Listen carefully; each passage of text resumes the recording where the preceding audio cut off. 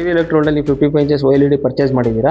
ನಿಮಗೆ ಏನಿಸ್ತು, ರೆಸ್ಪಾನ್ಸ್ ಯಾವ ಥರ ಇತ್ತು ಅನ್ನೋದು ನಿಮಗೆ ರೆಸ್ಪಾನ್ಸು ನಾವು ಆ್ಯಕ್ಚುಲಿ ಇಲ್ಲಿ ನಾವು ಹೋಗಿದ್ದು ಬೆಂಗಳೂರಿಗೆ ಟಿ ವಿ ತರಬೇಕು ಅಂತ ಹೇಳಿ.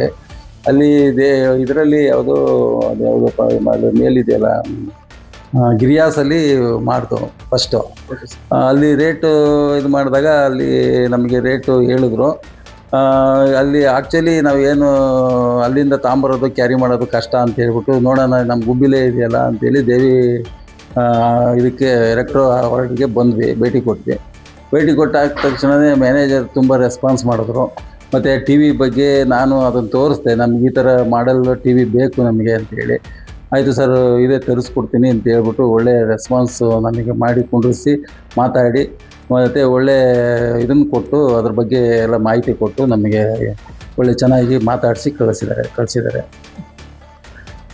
Okay sir. ಮತ್ತು ಇನ್ನೂ ಏನೋ ಪರ್ಚೇಸಿಂಗ್ ಇದ್ದರೆ ಖಂಡಿತ ವಿಸಿಟ್ ಮಾಡಿ ಸರ್.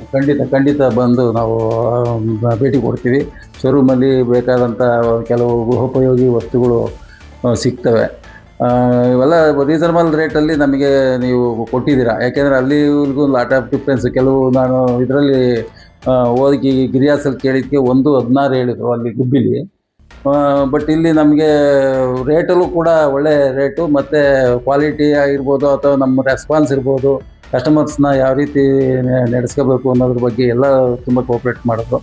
ಹಾಗಾಗಿ ಈ ದೇವಿ ಎಲೆಕ್ಟ್ರೋ ವರ್ಲ್ಡ್ಸಿಗೆ ಭೇಟಿ ಕೊಡೋದು ತುಂಬ ಒಳ್ಳೆಯದು.